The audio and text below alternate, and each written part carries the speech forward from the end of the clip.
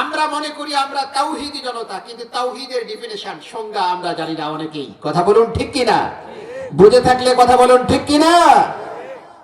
ভাইরা আমার, তাওহীদকে যদি কেউ না জানে, ঈমান এবং শিরককে যদি কেউ না জানে, এগুলিকে যদি পার্থক্য করতে কেউ না পারে, তাহলে মানুষের এই জীবনের আমল, ইবাদত যা কিছু আছে সবগুলি বরবাদ।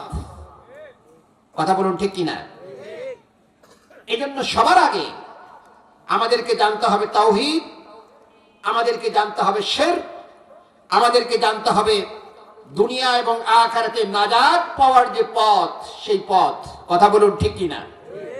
আমরা ইবাদত করে যাচ্ছি, নামাজ পড়ে যাচ্ছি, সেটি যদি আমাদের নাজাতের জন্য যথেষ্ট না হয় এবং রাসূল করিম সাল্লাল্লাহু আলাইহি সাল্লাম যেই পন্থায় আমাদেরকে করতে বলেছেন সেই পন্থায় যদি না হয়, তাহলে সেই ইবাদতের কোনো দাম আছে?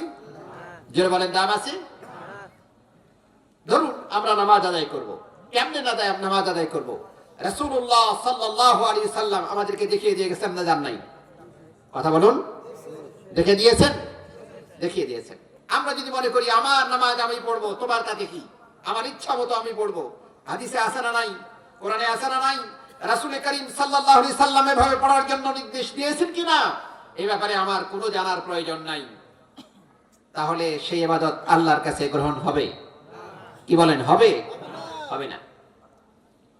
দেখুন ভাইরা আমার, আমি আর দুই একটা কথা বলি, আমার আলোচনায় চলে যাব এবং কোরআন এবং হাদিস থেকে সরাসরি কিছু কথা বলবো। আপনারা রাজি আছেন না ইনশাআল্লাহ? দেখুন,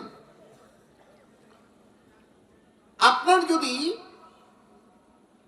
তাওহীদকে জানতে হয়, কুফর শিরককে জানতে হয়, এগুলিকে বুঝতে হয়, ইবাদত যদি সঠিকভাবে করতে হয়, তাহলে ইবাদত কবুল হওয়ার জন্য কিছু শর্ত আছে না নাই? আছে। ইবাদত কবুল হওয়ার জন্য আপনার প্রথম শর্ত হচ্ছে শিরক মুক্ত ঈমান আপনার ভিতরে থাকতে হবে। জোরে বলেন, কি করতে হবে? থাকতে হবে। শিরক মুক্ত ইবাদত যদি আপনার ভিতরে না থাকে, তাহলে আপনি ইবাদত করবেন, এই ইবাদত আল্লাহর কাছে গ্রহণ হবে না, এই ইবাদতের কোনো ফায়দা হবে না। কথা বলুন ঠিক কিনা? আমরা দলিলে আসতেছি পরে। দুই নম্বর হলো